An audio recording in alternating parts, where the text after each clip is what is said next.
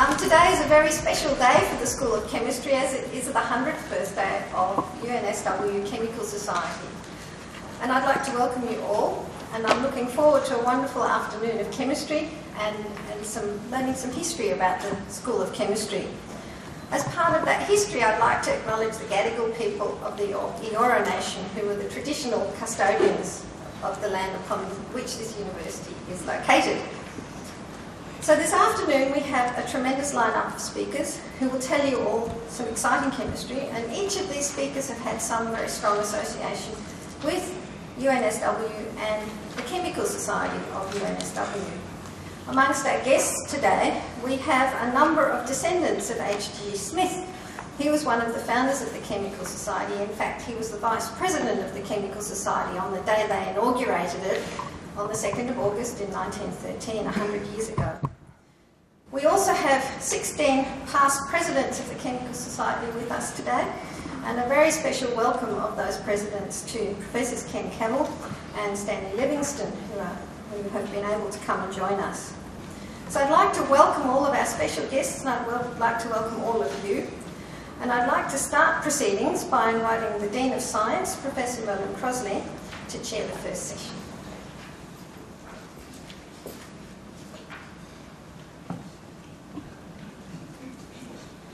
Thank you very much indeed, Barbara. It's an enormous pleasure to be here. It's an amazing occasion. It's extremely rare that I come to a 100th birthday party. I was on a committee earlier this week with a chemist, quite a junior chemist, who we were judging people's CVs. And this chemist pointed out to me that every discipline is different about when people peak in their careers. But chemists get better and better every year. And this was, I thought, the youngest person in the department, and I thought that must mean they're the worst, but they've got the most promise. When I look out today, I see that there's enormous amount of promise here, and many of you, even the senior ones, it's good to know that everyone is getting better and better, and I'm sure we'll be better again from the things we learn at today's meeting. So in the first session, we have a very distinguished speaker, Professor Les Field, who is the Deputy Vice-Chancellor Research at the University of New South Wales. But more than that, Les is a card-carrying chemist, and he'll be well known to you all. So without further ado, I'll introduce Les to say a few words. Thank you, Les.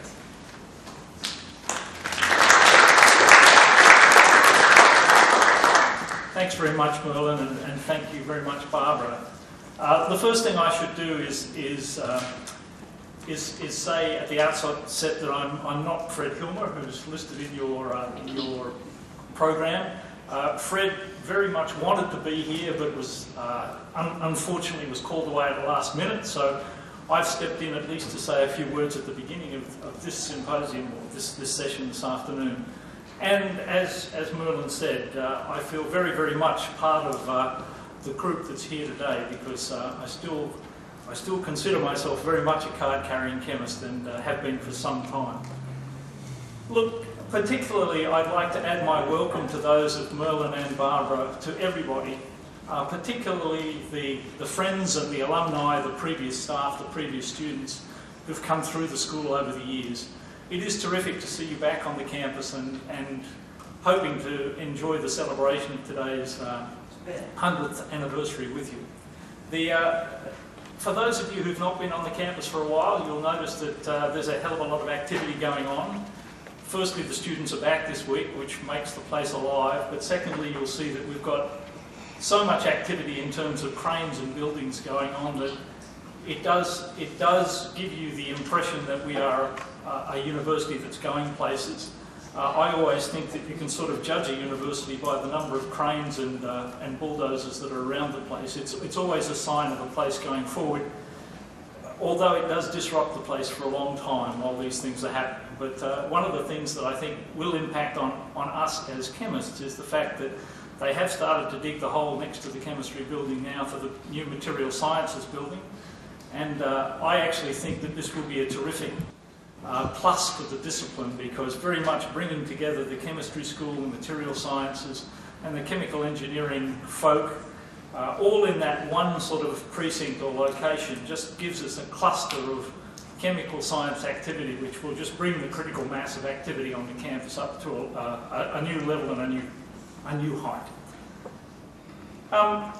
I'm sure that Barbara won't be embarrassed by the fact if I tell the story briefly as to how we actually got to this point in time, this celebrating the 100th anniversary.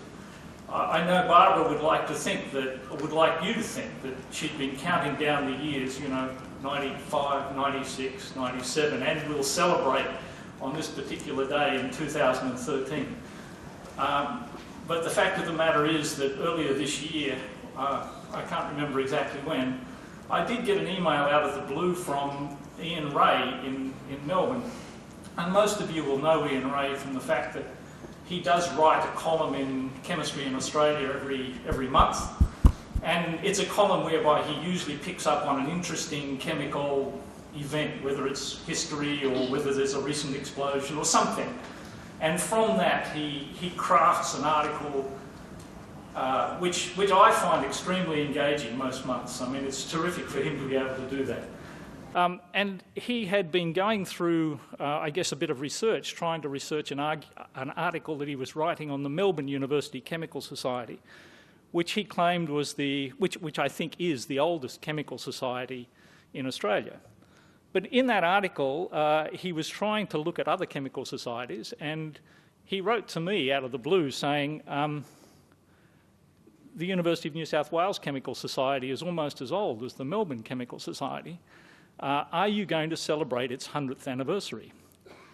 And I was a bit stunned by this email as I looked at the ceiling, because I know that UNSW is only sort of 60 years old. We've just celebrated our 60th. So it took me by surprise.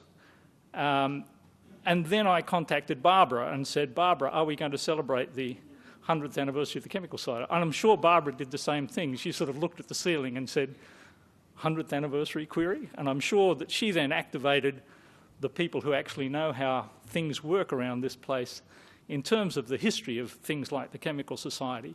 And it was quite clear once you started to think about it that, you know, chemistry was one of the first disciplines which actually formed the basis of UNSW when UNSW came to exist here at the Kensington campus. But actually its history goes back beyond that, and I'm sure that we'll pick up on some of that history later. And in fact, we did establish that it was, in fact, 1913 that we had our first inaugural meeting of the Chemical Society. And from that point, we realised that we must have a 100th anniversary celebration, and indeed that's what's led, I guess, what was the genesis of this particular exercise, and it's got you here. I guess I've been a chemist in the Sydney region now for a significant length of time, and I've come to know the various chemical societies quite well. The University of New South Wales Chemical Society has really done this university proud. There have been some remarkable people come through chemistry as a discipline, both as presidents of the Chemical Society, both as distinguished research and as distinguished researchers here in the chemistry department.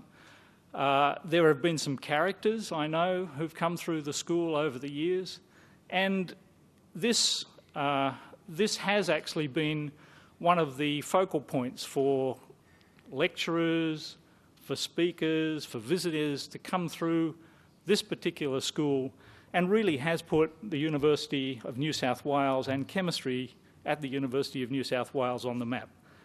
We have had some phenomenal visitors. Look, without further ado, I really don't want to delay the proceedings any further.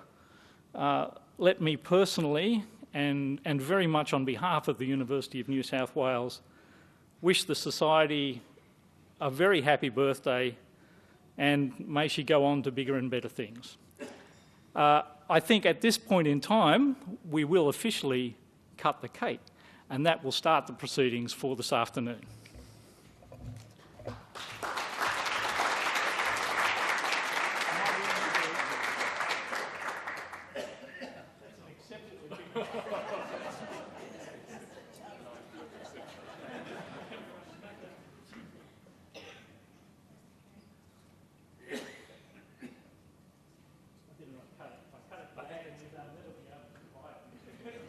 Into as many pieces as we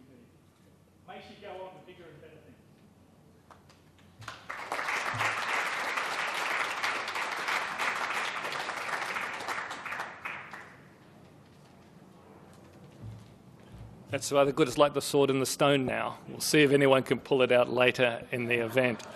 So thank you very much, Les. So our next speaker is Professor David Black.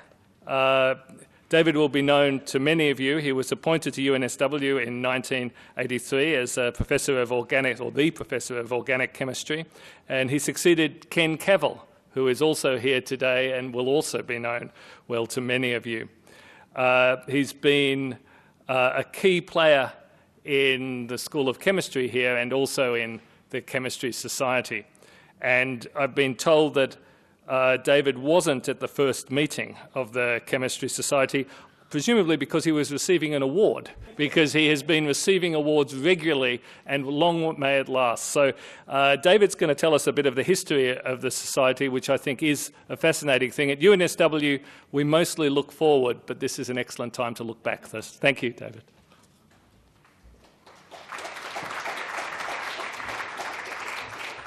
Thank you, Merlin. Yes, contrary to popular belief, I wasn't quite around in 1913. But as we all know by now, the Sydney Technical College Chemical Society was founded in 1913 at a reunion dinner of staff, students and alumni, held on the 5th of April. So it was obviously a good dinner, and they decided to move on and do something more interesting. And so they held their first meeting on the 2nd of August, which is, as we know, 100 years to the day from today. The inaugural president was W.J. Clunies-Ross, who was followed by H.G. Smith in 1914, R.W. Challenor in 1915 and A.D. Olle in 1916. And you have the full list of presidents in the booklet and on the poster downstairs.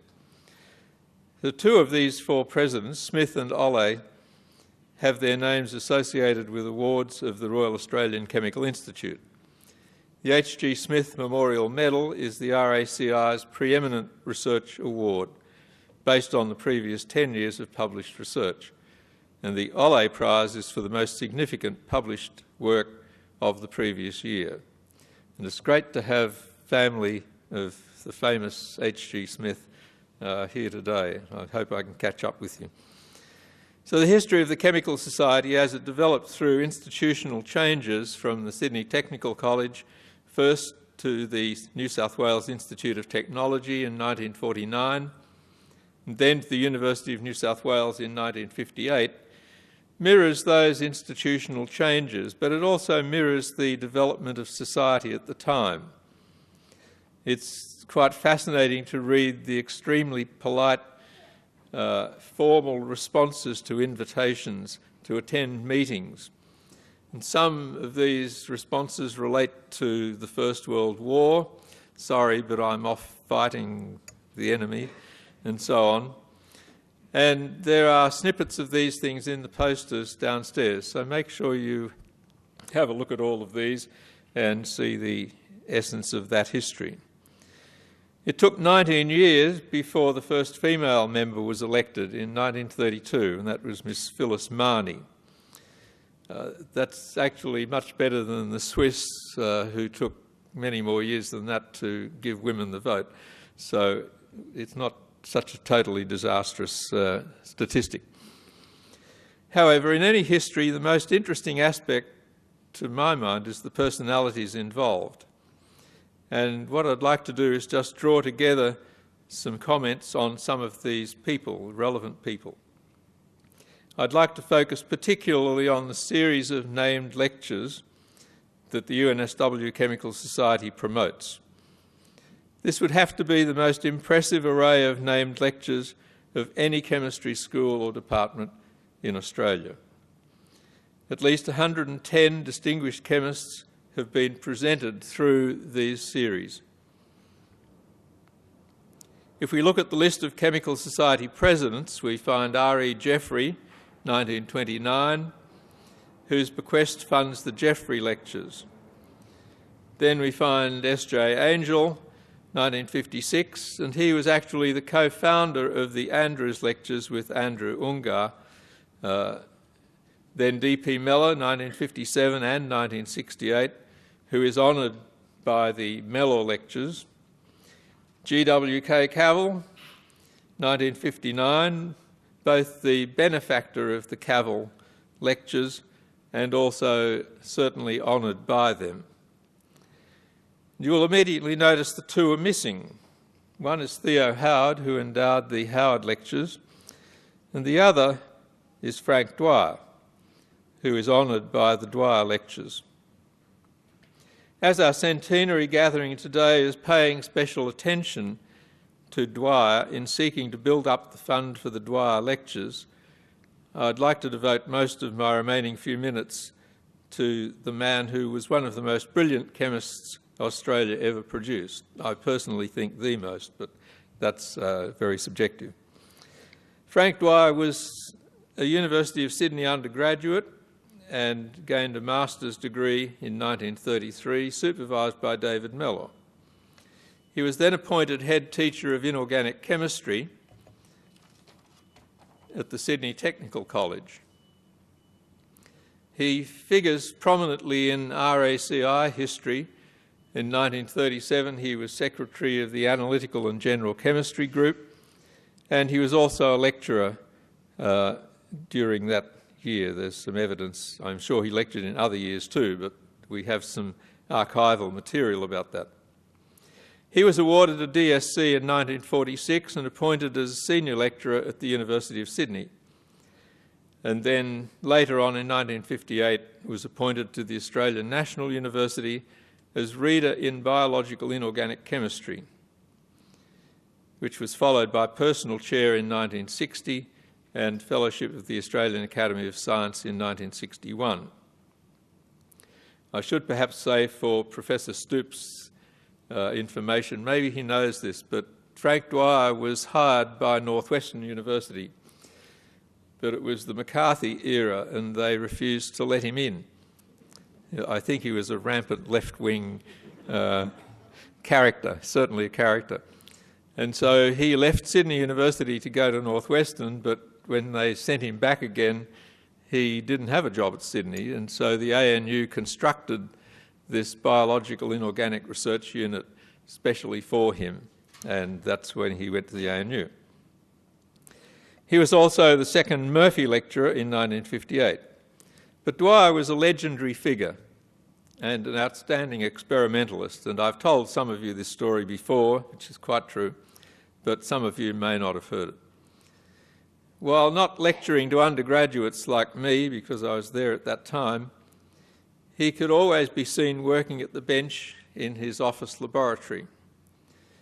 With glasses on, it's a good start, but he was short-sighted. And a lab coat, also not too bad, but inevitably with a cigarette dangling out of the corner of his mouth. And clearly visible also would be a layer of smoke at mouth height through the entire laboratory office. Dwyer was the pioneer of the very important and thriving field of biological inorganic chemistry, establishing that metal complexes were capable of demonstrating profound biological activity, partly as a result of the capacity of the positive charge on the metal to be spread through the periphery of the molecule. And we know that for this pioneering work he was nominated for the Nobel Prize. You have to stay alive to get it, and whether he would have got it or not I don't know, but he was certainly nominated.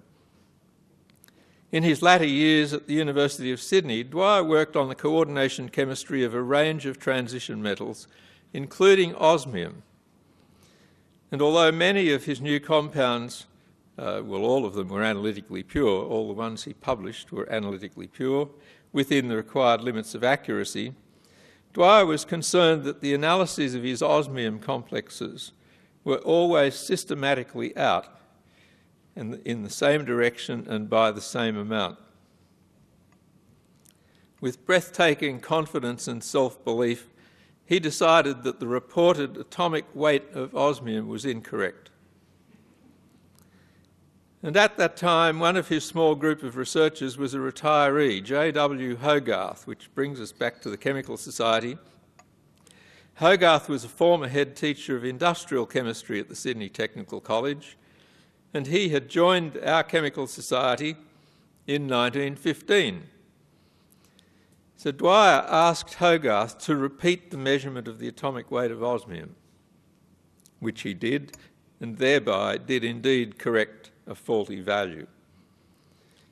Dwyer died in 1962, but Hogarth was one of the 60 former and current members of our society present at the Society's 50th anniversary commemorative dinner on the 9th of May 1963, which was held in the Roundhouse of the University of New South Wales.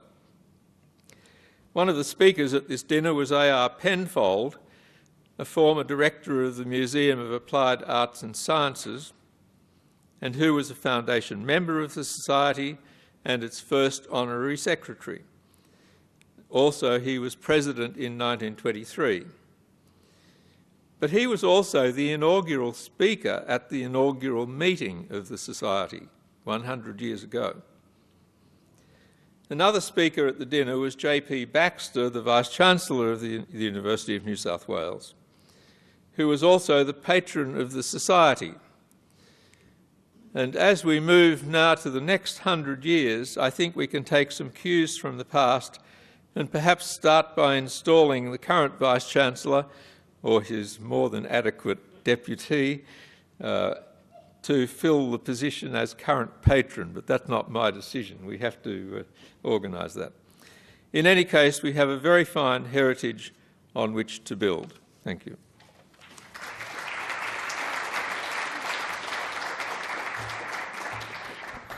Thank you very much, David. It certainly is my experience that distinguished chemists have had a disproportionately high influence in universities, in the running of the universities and their contributions to science in Australia. Barbara was telling me earlier that in the first graduation held on this campus in Kensington, there were only 8 students and 7 of them were chemists. I've encouraged her to get the proportions up to that again at the University of New South Wales, and with the number of students she's taking, we're on the right trajectory, but I'm not sure whether we'll ever get there. These students are continuing to be very high-quality students, and I hope they will be the giants of the future. It's now my privilege to introduce another current giant in chemistry. It's Professor Len Lindoy. I knew of Len Lindoy long before I even met him. He was an influential chemist, or still is an influential chemist at the University of Sydney. I didn't know at the time that he undertook his PhD here at UNSW under the supervision of Professor Stanley Livingston, who is with us today, and we're very pleased to have you here, Stanley. Professor Livingston was the president of the Chemical Society in 1966. So Len is now the Emeritus Professor of Inorganic Chemistry at Sydney University, and he also holds a conjoint appointment at James Cook University. He's an inspirational chemist, and I'm delighted that he's coming in here today. As I said, I first knew of him as a professor, and I'm also glad to say that we're now appointing his own students, such as John Bevis, to the University of New South Wales, and we're very glad to have people of that pedigree. So welcome, Len.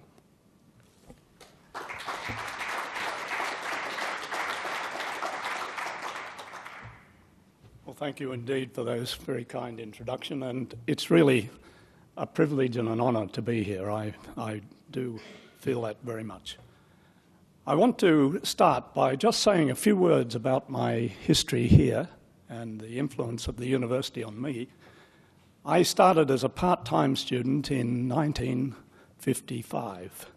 I had only general maths at school, so I had to do maths 1 and 2 first, and I worked for a company called Wattle, who make Estopol, and it was a company of 15 people out on Hen and Chicken Bay in Western Sydney, and probably the most important thing I've done in my life is mixed up the first batch of Estopol. So at those days we went off to Ultimo, and I often 3, 4 nights a week, and later on even 5 nights a week. And I was enrolled in a Diploma of Applied Chemistry, which was a 6-year course, part-time. And we did practical work at night. The School of Hairdressing was down there, and it was the University of New South Wales University of Technology at that time. And then I enrolled in a BSc, which added another year to the course. And so the length of the course was 7 years. And halfway after, I think in second year, I moved from Ultimo to Kensington. And at Ultimo, I remember very well, first of all, lectures almost every night, all weekend writing up physical chemistry practicals, which June Griffiths ran, a very famous person from here, ran the laboratory class. And it was a really grueling time. My colleagues and mates in the university were all fairly rough guys, I must say, and girls. They worked in places like paint factories and CSR, sugar and so forth. And of course, some of them were married because it went on into that period. And so that they weren't very tolerant, I must say, of bad lecturing. There would be awful noises and so forth come. But those that survived, I think, really had a very special experience and really perseverance. And I must say that I've never been intimidated since that time about the amount of chemistry that I know. I don't know very much, but wherever I went, I felt as if I was the equal. And I guess, I can't say anything more in praise of this institution than that. At the end of that time, or halfway through that time, I decided that I was thinking of getting married, that I should do a course, a teacher's course. So I enrolled in Sydney Teachers College, a 2-year course. And because I was halfway through the degree, but because the education department would not allow me to do the teaching course and the degree, I kept the degree going at night, at least for one of those years. And then didn't tell them when I was teaching because they would want to bond me further. I had to be bonded for 4 years.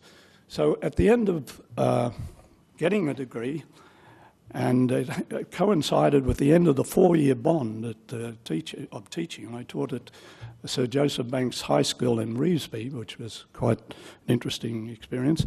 And then Professor Stanley Livingstone, and I'm eternally grateful to you, offered me a scholarship to do a master's and a PhD here. By this time I had a child, a wife and a mortgage, and it was really a very big move in and you have a lot to answer for, Stanley.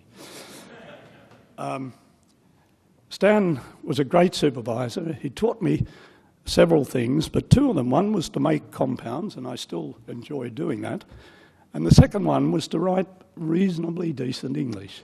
And Stan, from an atheist, to tell me that the only proper English was found in the Bible or the London Times, as you did, was a very interesting comment, seeing that I read neither of these at any time and still don't.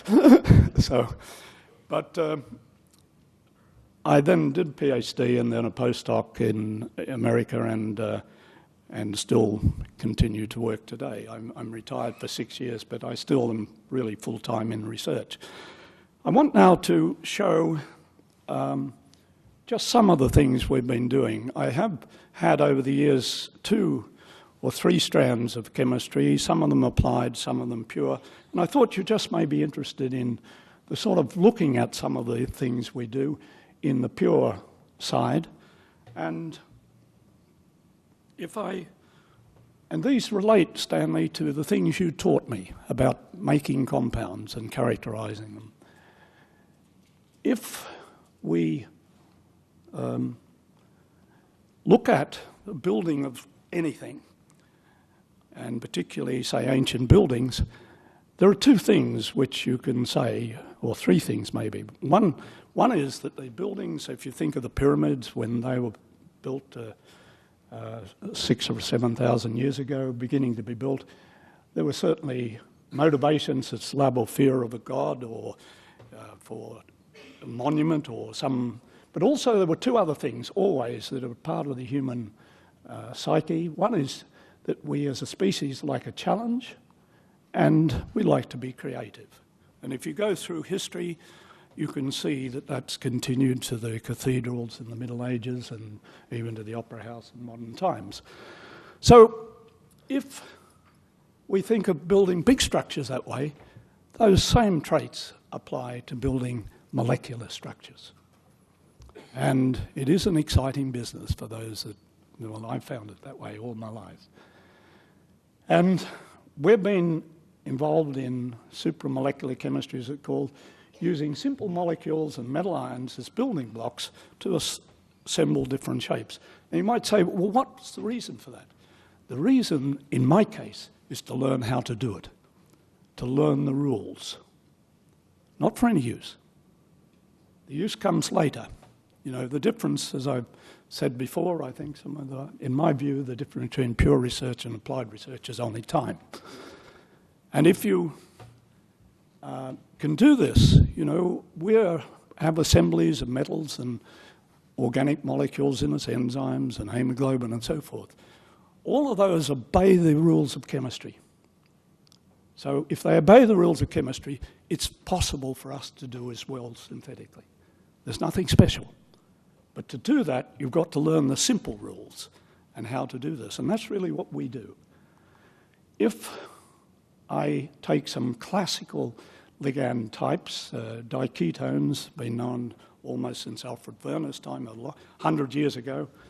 And if you're going to do this sort of work, it pays to use classical fragments as building blocks. Ones that have been around for a long time, you know the simple chemistry of them, you then extend them into bigger building blocks and you can get some insight into what might happen. If, for example, for those, and all of you, if you've done undergraduate chemistry here somewhere, oh, that's not working, but if you look here at beta diketone, it reacts with copper and forms a pseudo square planar compound, often with something in the axial site, water molecule or some other molecule.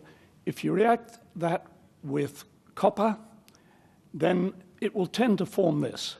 There is a tendency, based on entropy, to form the smallest, least strained structure. So this wraps up, that's stopped.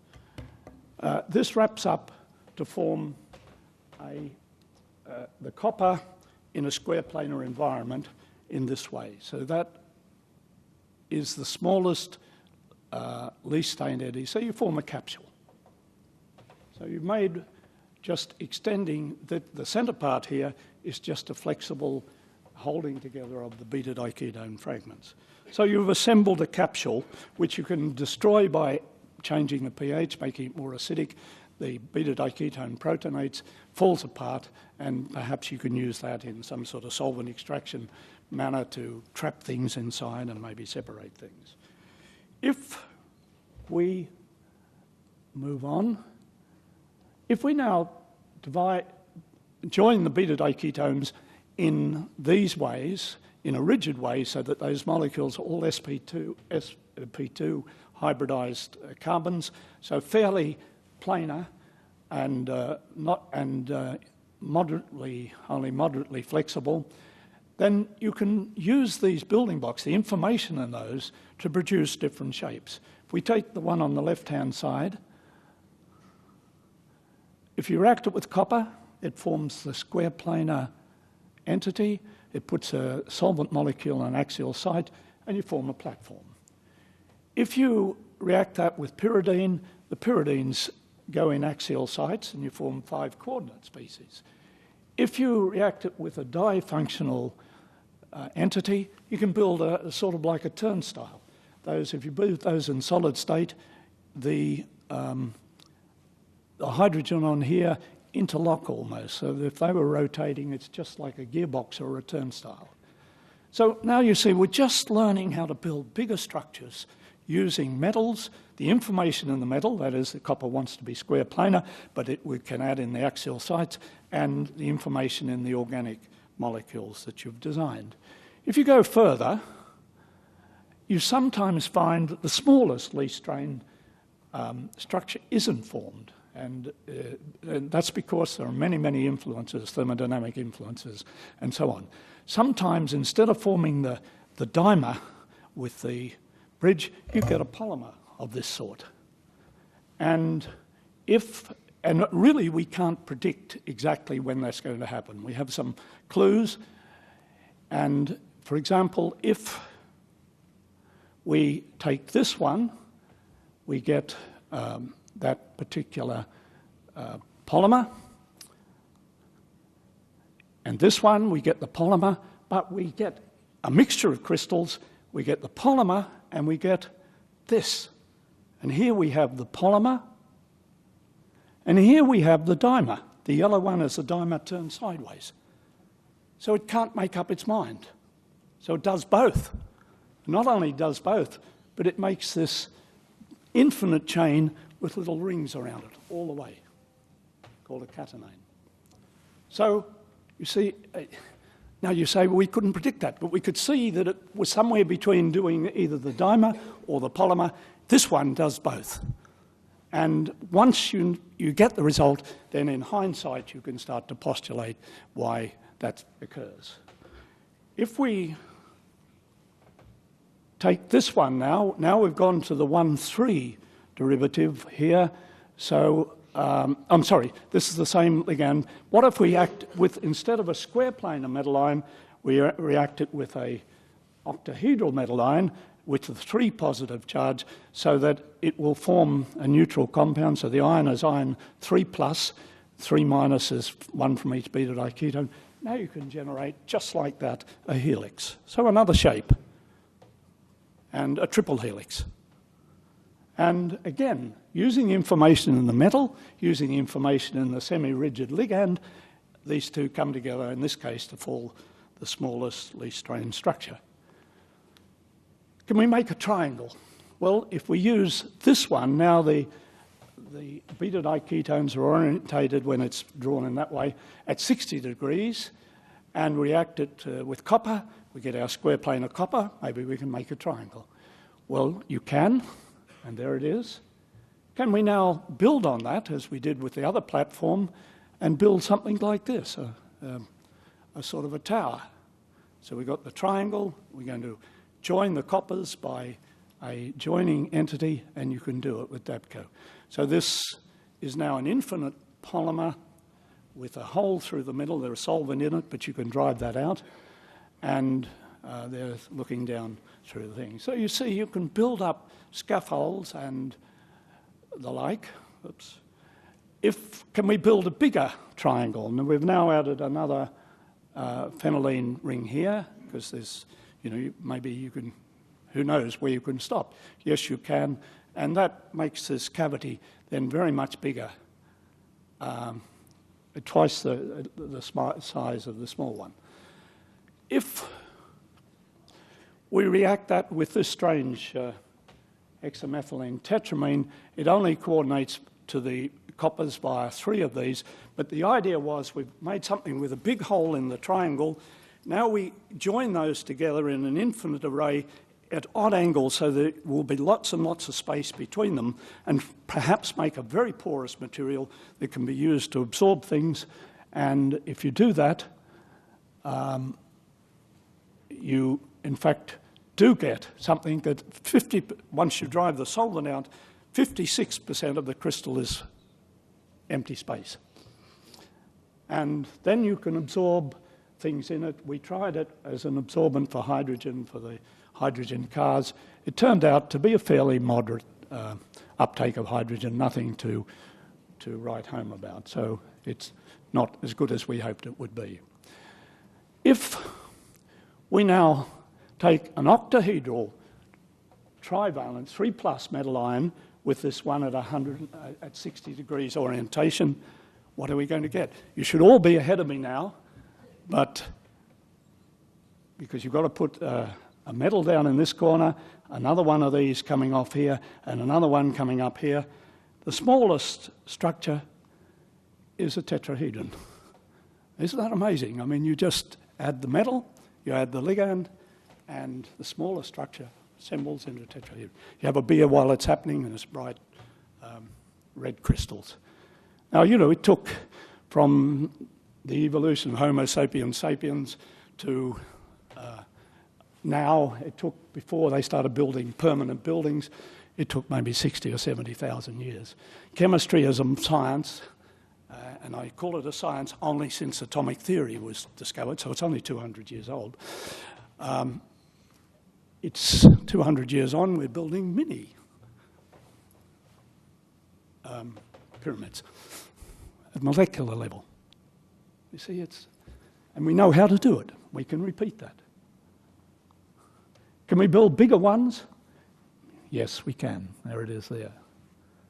So,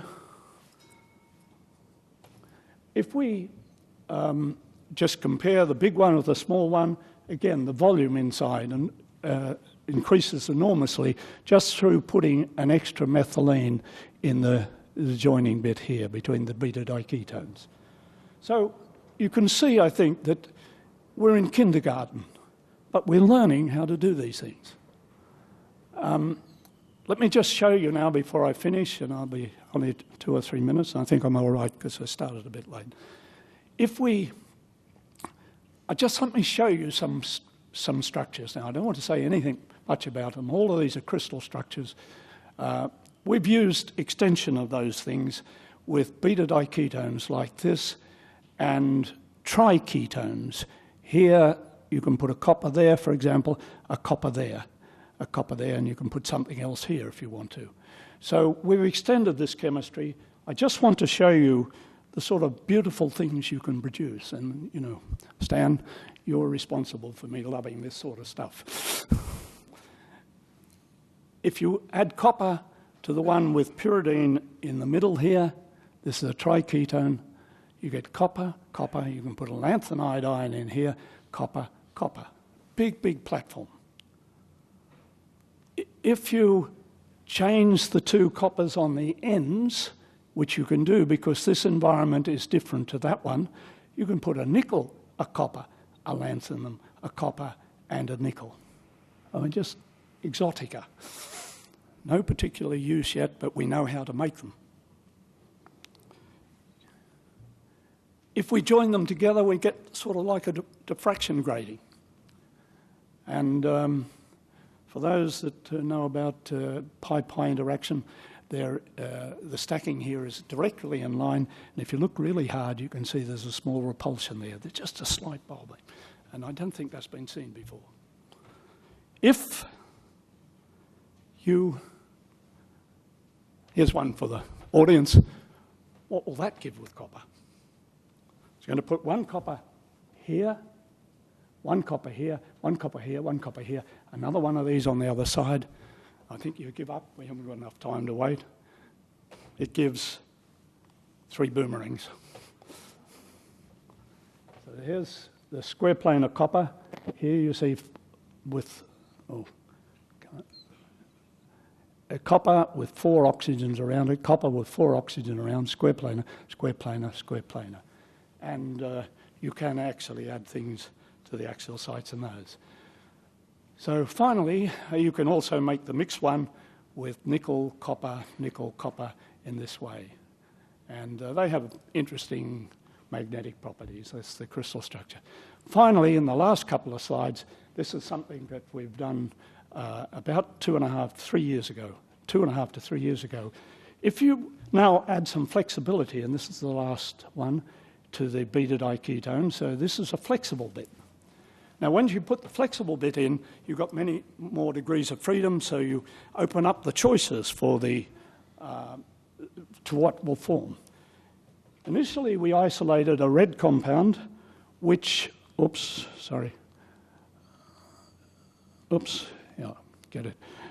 was a triple helix. That's really the same as we had before, the one top on the other side there. And it's got a dichloromethane hidden inside. But on letting that solution stand for a long time, we got red crystals which gave the same analysis, which same spectrum, visible spectrum, but were less soluble. And it turned out to be this cluster down the bottom here, which has got 8 ions. The red dots are ions, there's one in the front and one in the back.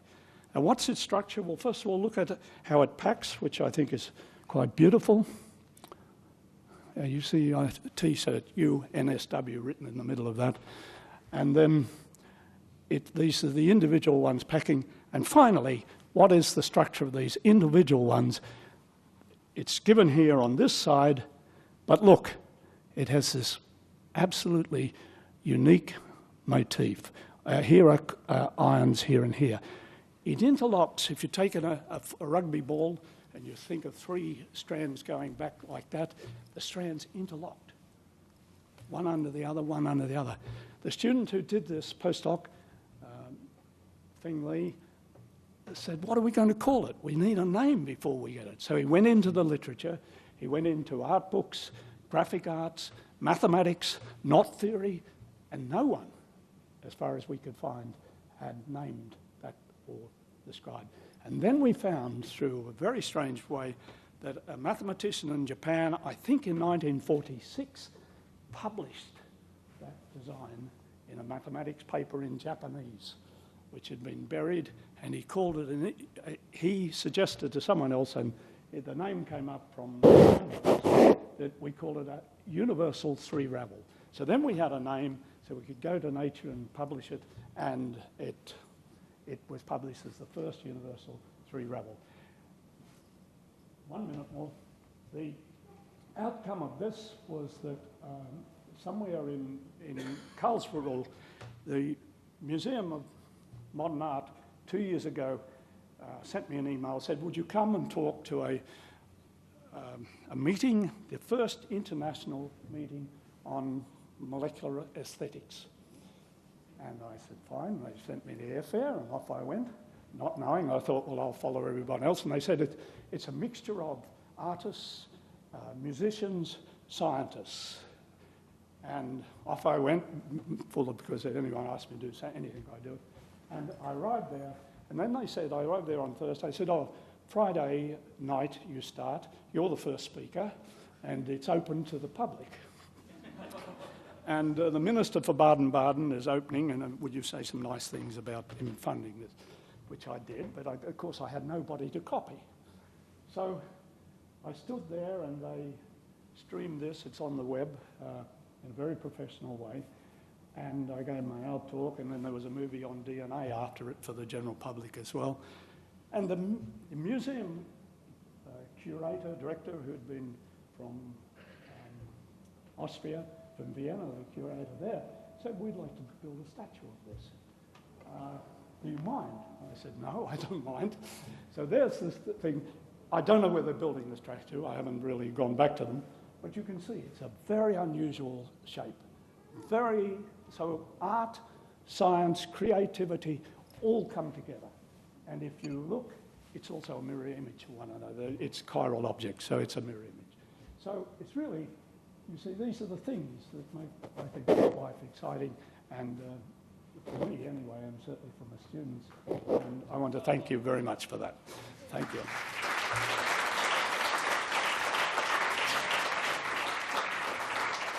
Good.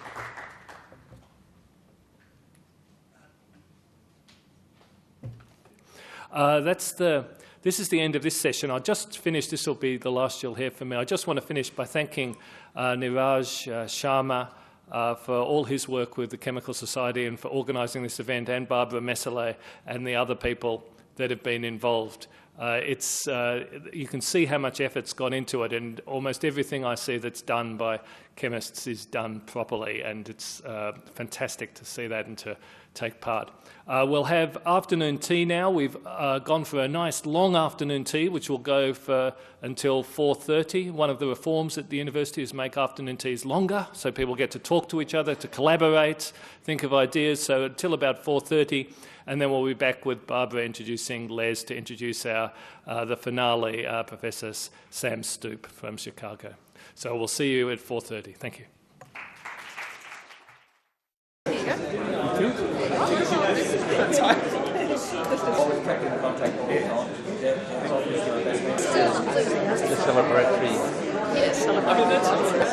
very much. You are welcome. But I was at University of Oxford and Welcome back to the second session of today's event. Before we start our second session, I'd like to thank some people. And the first people I'd like to thank are our generous sponsors who've really helped us with this event with their generosity, LabTech and Air Liquide. And you will have seen some of their materials around. Please have a look at them and take some interest in their products. I'd also like to give a very special thanks to the people who've organised this, Niraj Sharma, who you all may have had some contact with as part of the organisation. Thank you, Niraj, for your huge efforts and fantastic outcome. Lucy Stride, who we know without her it would have never happened. Ken McGuffin, who has a fascination with the history of the School of Chemistry and imparts that fascination to many of us, and we're very appreciative of that. David Black, who provided such an interesting speech about the history of the school, but also helped us enormously in getting this event together.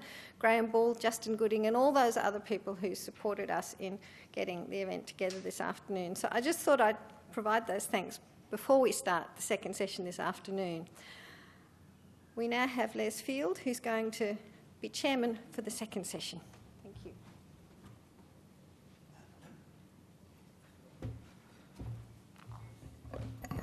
Thanks very much, Barbara.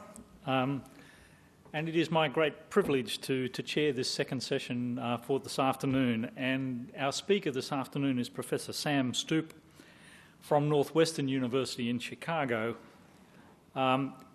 He got his PhD from Northwestern in 1977, and he is currently he was appointed to a position there. He then moved to the University of Chicago for a period during the 1990s, and he was appointed as director of the Institute for Bio-Nanotechnology in Medicine at Northwestern University in the year 2000, and he's been there since that time. He's the recipient of many awards and distinguished lectureships, including the Ronald Breslow Award of the American Chemical Society and the Polymer Chemistry Award of the American Chemical Society. He is no stranger to the University of New South Wales. He was one of our UNSW Chemistry Society Andrews lecturers in 2009. He is a visiting professor with our Australian Centre for Nanomedicine based here at the University of New South Wales. I am very pleased to ask Professor Stoop to deliver his lecture today on supramolecular self-assembly strategies in materials chemistry. Thank you very much, Sam.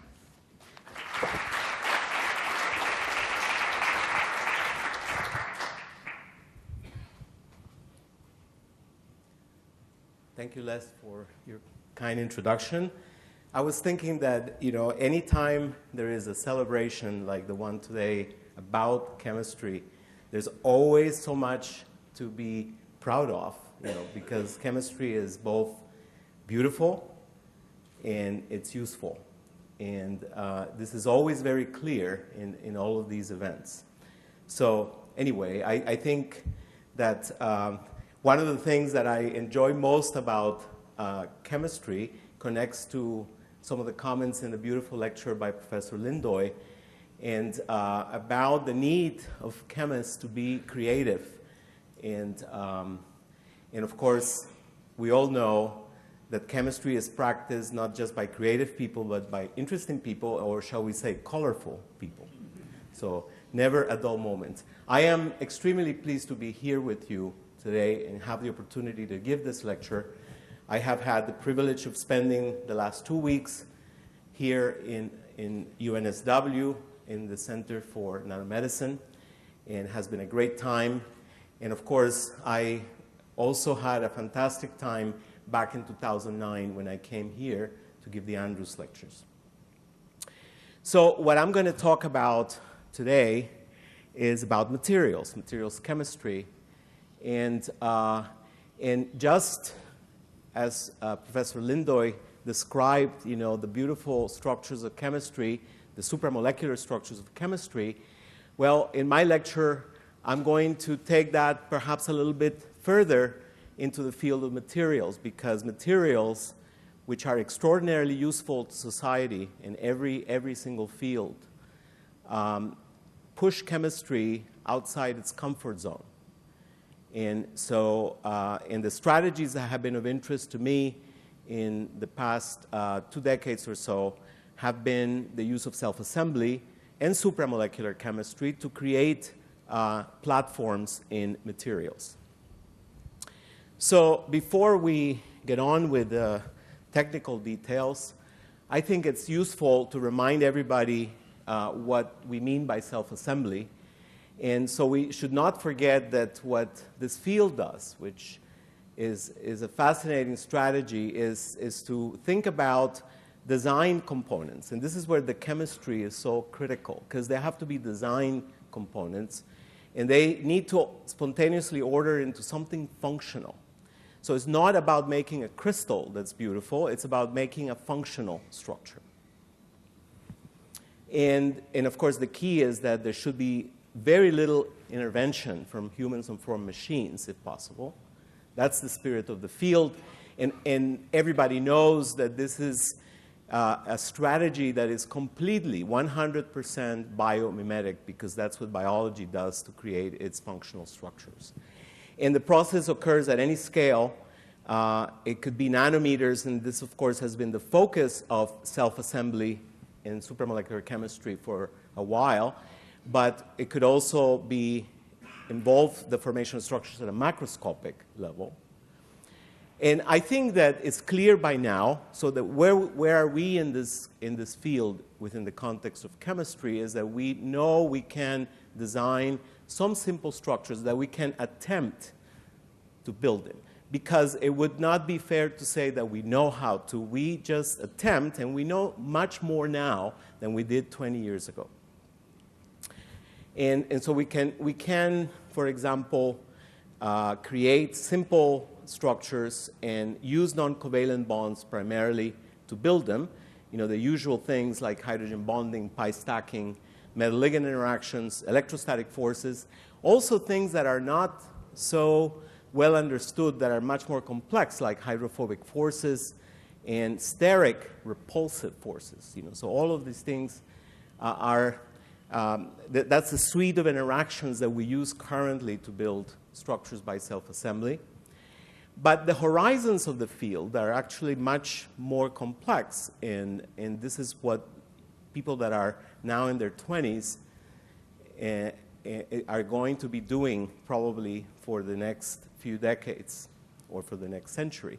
And those horizons have to do with how to find synergy of interactions, that we are already doing that, so that we're in early times, but we're already doing it.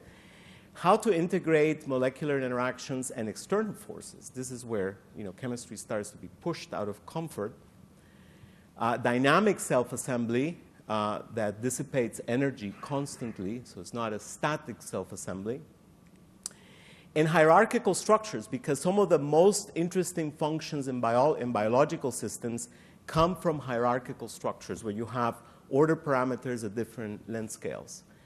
And the world of organic and inorganic hybrid materials, it's in very early stages. And here there's an opportunity to integrate self-assembly. There's also an opportunity to integrate templating strategies with self-assembly. And templating strategies are extremely common in biology. And so we need to learn how to do those. So for example, the way in which biology builds mineralized structures, they all involve templating strategies, not just supramolecular self-assembly. Okay, so this field then yields what I would call, you know, the combination of self-assembly and supramolecular chemistry that yields what I call supramolecular materials. And so here, you know, all of the functions arrive from non-covalent interactions. That's very important. And they can take many forms. So they could take the form of polymers. So they could be polymerizations. But these are, of course, not covalent polymers, but non-covalent polymers. So we call them supramolecular polymers. So they're one-dimensional assemblies of molecules mimicking covalent polymers. They could be networks, which are more 3D. They could be hierarchical structures. They could be nanostructure lattices, some things that are akin to perhaps colloidal crystals, but where the components of the crystal are not a simple inorganic particle, for example, but they could be a supramolecular structure. And of course, there are the hybrids. So the reason why supramolecular materials, where there are non-covalent bonds creating the structure and the function, the reason it's so interesting is because the lifetime of bonds can be tuned. You have a range of lifetimes to deal with. So for example, if you have lifetimes in those non-covalent bonds in the range of, say, more than a microsecond and less than a minute, then that opens the door for dynamic behavior, for dynamic materials. That's a new field. And so this could be very important, for example, in learning to develop materials for medicine, where you have to signal cells, which are very complicated and very dynamic. And so the materials that signal the cells need to be dynamic themselves.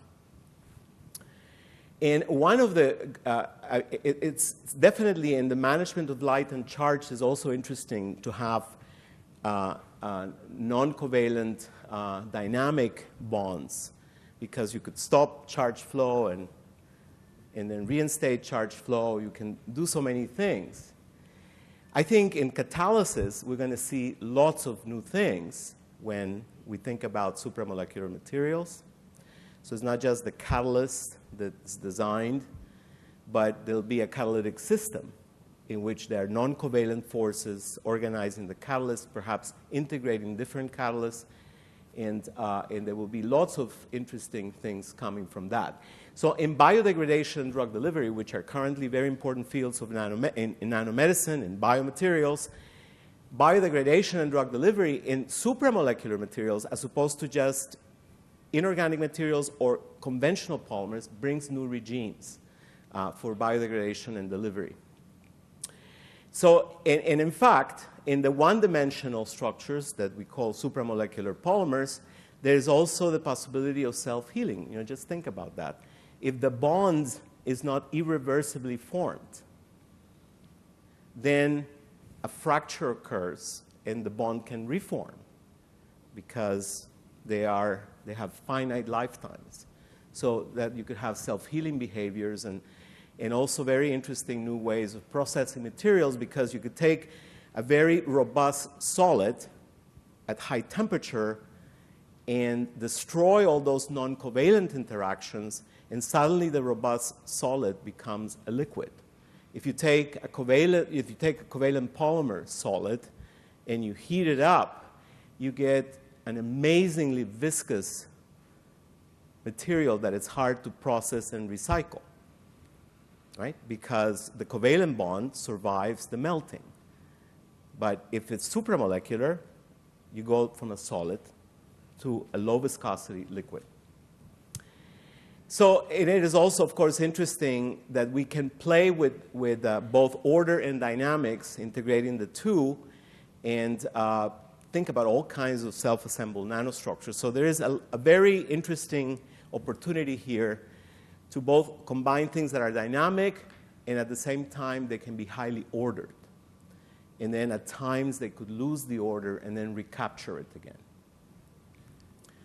So this is the outline of the lecture. I'll try to go through it, as fast as I can.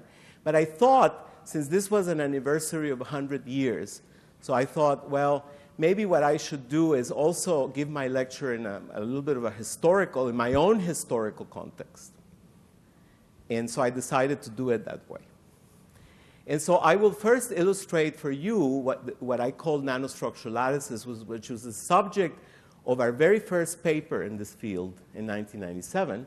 And then I'll quickly jump to one of our most recent papers, where we describe the concept of networks, three-dimensional networks. And then we'll go back to 2000 to describe our first work on supramolecular polymers and where that took us. Hierarchical structures started in 2008. In 2009, we started seriously working in this field. We're still working on this, and there'll be more things to come there. And I'm going to use examples, functional examples. from both energy and medicine as we go along. So nanostructural lattices. So this was a discovery. And this is exactly how this field works. Don't think for a minute that things are predicted and designed and they work. No, they don't. You make discoveries. You have a good nose for something and you think the system is interesting. You make a discovery. Then you spend years trying to figure out what happened. And by trying to figure out what happened, you advance the field and you create the rules. So we made a discovery there. So the discovery was that we could come up with molecules, and you see it here is a tri-block molecule, in which one part of the molecule could crystallize, but the rest of the molecule could not crystallize. And so these things, the crystallization occurred, but of course it occurred but over a nanoscale, because this segment, which we cannot crystallize, and so it remained liquid-like, also lost a lot of entropy as this crystallization occurred, so it would stop in the shape of a nanoscale mushroom. And so this was kind of interesting. Here you see by electron microscopy the individual nanostructures. These are the mushroom nanostructures. And you see that in 2 dimensions, they made a superlattice. So this is like like an O1 plane of a monoclinic unit cell, this particular lattice that you see there. And each one of these dots has about 100 of these molecules. And the thing that was interesting was, well, understanding how this came about, that we had to use these entropy-limited crystallizations. And then we discovered that, in fact, the mushrooms, when they formed, they would stack spontaneously into layers. And they packed, not the way that a mushroom farmer would pack them, but they packed in polar fashion, which was very unusual. We spent years trying to understand this from a physical point of view. But of course, what that did is you took a single molecule, a very simple molecule that a chemist can make, in solvent, you evaporate the solvent, and this structure comes about. Now, think about all the things that this does. For example, this is a film which can be of any thickness. So here they are on glass, and they make a tough, transparent film that looks like a film of polystyrene, but it's not. It's a small molecule. And the top part has the chemistry of the caps of the mushroom. And the bottom part of the film has the chemistry of the bottom of the stem of the mushrooms.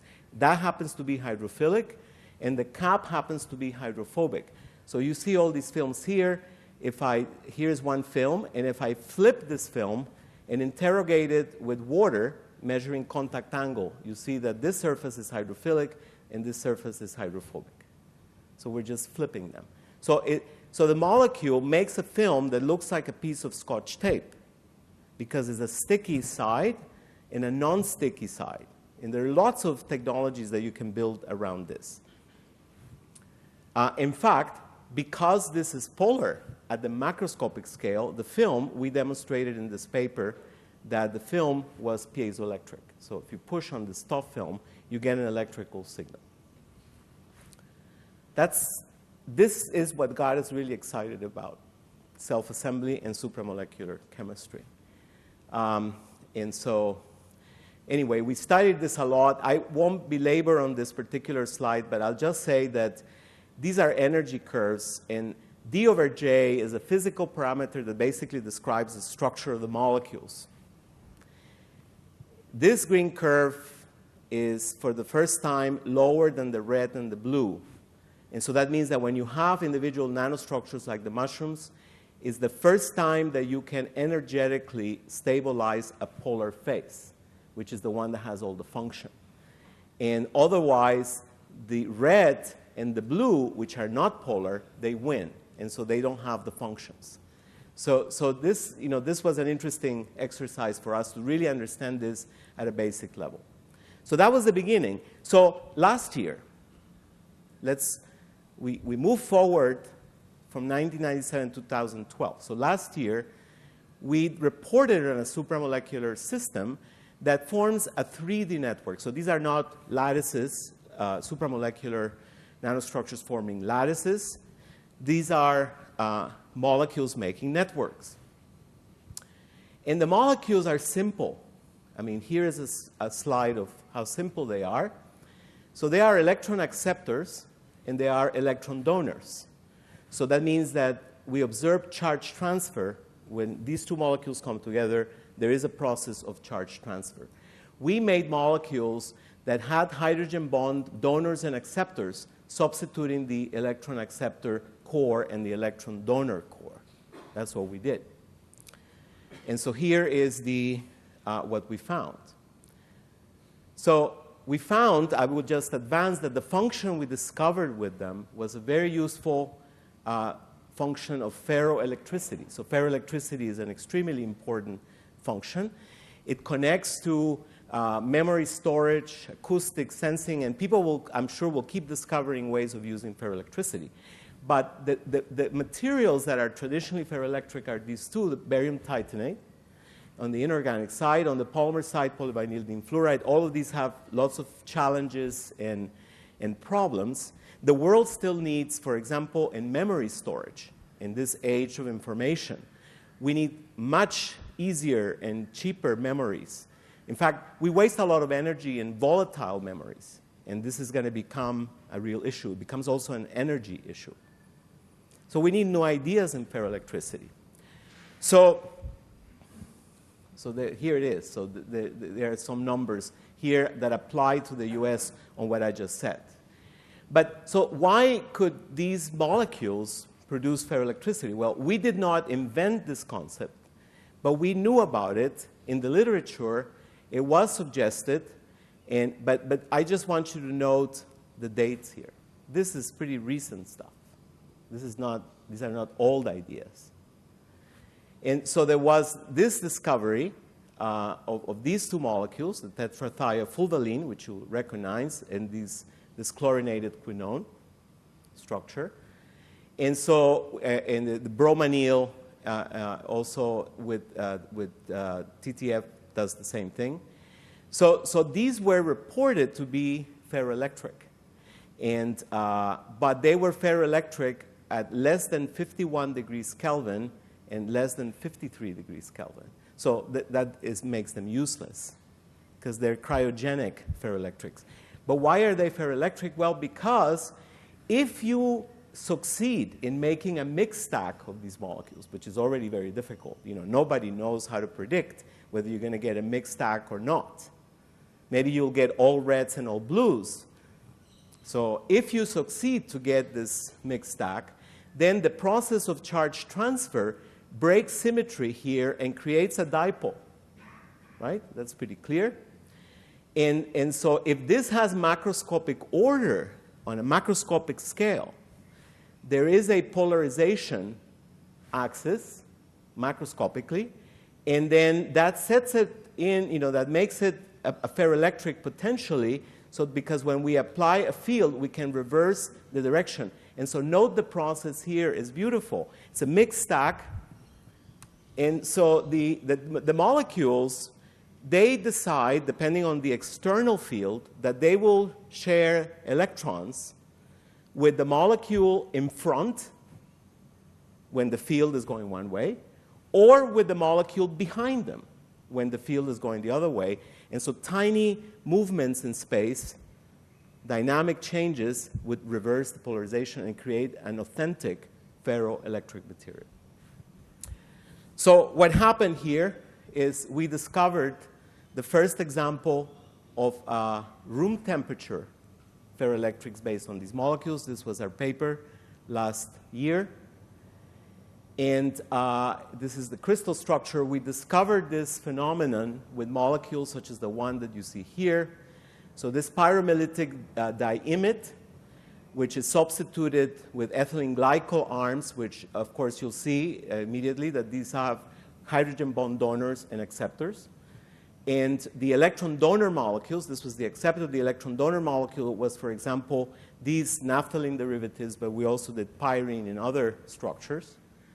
Substituted also with functions, simple functions that can be hydrogen bond acceptors and donors. So the introduction of these hydrogen bonds, well, first of all, we were lucky that we made the mixed stacks. This is from the crystal structure. We made mixed stacks, but the introduction of these hydrogen bonds raised for the first time the ferroelectricity to room temperature, which was a surprising result. So this is supramolecular chemistry giving you a function that's actually useful. And so these materials, as you see here now, they make macroscopic crystals, basically. And in fact, there is, if you look between with polarized light, you see this is the ferroelectric axis, and so the material is colored. It's got this purple color. And in the perpendicular direction, they have no color. So that tells you that the electron transfer is occurring along this macroscopic axis. My graduate students, well, they coined this term. That was their idea, and they put it in the paper. So it's lock-arm supramolecular ordering, because the molecules have arms, and they lock each other out in form hydrogen bonds. The Hirschfeld analysis, actually, of the stacks shows that there's lots of red contacts, which, as you see here, this is a mixed stack, lots of red contacts, which are distances smaller than van der Waals. And so they're densely packed, and they actually form a three-dimensional network of molecules. So it's a network. Here are the characteristic fingerprint, the hysteresis loops of the ferroelectric behavior. And here are the macroscopic crystals. These are needles that you can actually see with your eyes. They measure centimeters. I mean, they're really amazing structures. And so I'm going to show you what's going on in one needle here, okay? So you see here, the needle, let's zoom in, has a macroscopic electron transfer axis made up of these mixed stacks of blue and red molecules. There's an electron transfer, so the symmetry is broken. Depending on the outside field, the molecules shift partners and transfer electrons in the back or in the front. Cool, right? Anyway, this is, I think we're very excited about this because we'll be able to take it in different directions. And we are right now making all kinds of materials which are not necessarily crystals, but utilize this principle. The supramolecular chemistry here and the self-assembly into the mixed stacks enable the ferroelectricity at room temperature. And recently, we discovered that by tweaking the molecules, we can actually get electron transfer in 2 dimensions. And so there are structures that might look something like this, which in addition to the mixed stacks, which are very obviously seen here in the crystal structure.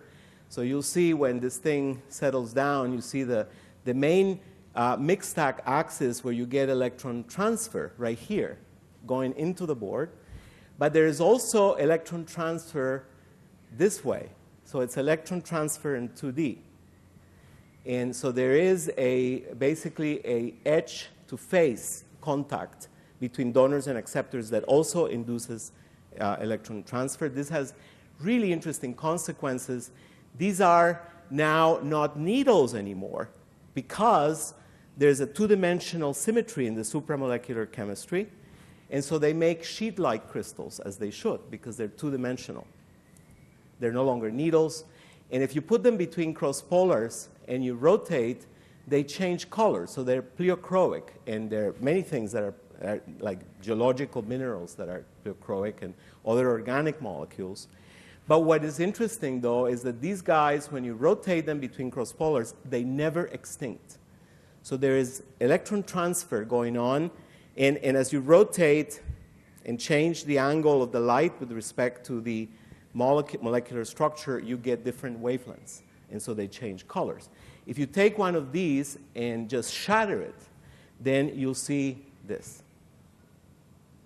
Because each one now is an individual entity, and it has its own characteristic direction.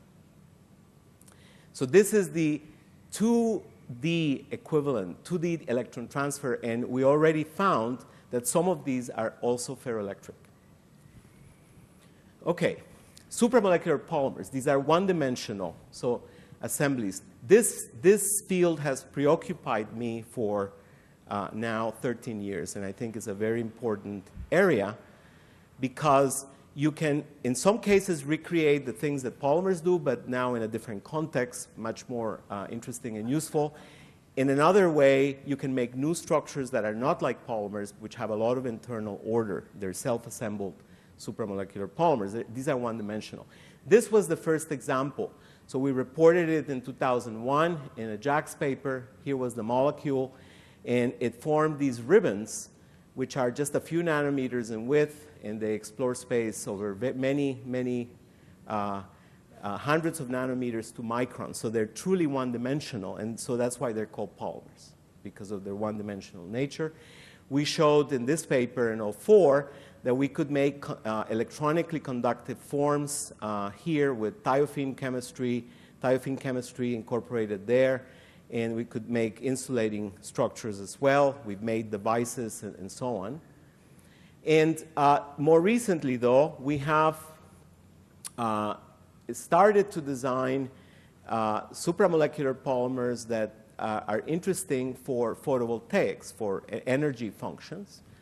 So in this work, which was a joint effort with Tobin Marks, and interestingly enough, so we made the molecules, and Tobin's group measured the photovoltaics, which, I'm in the material science department. I should have been the one doing the photovoltaics. We do the photovoltaics measurements, but in this case, we did not.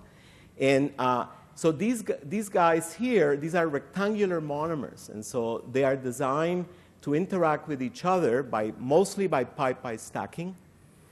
And this would be the electron donors.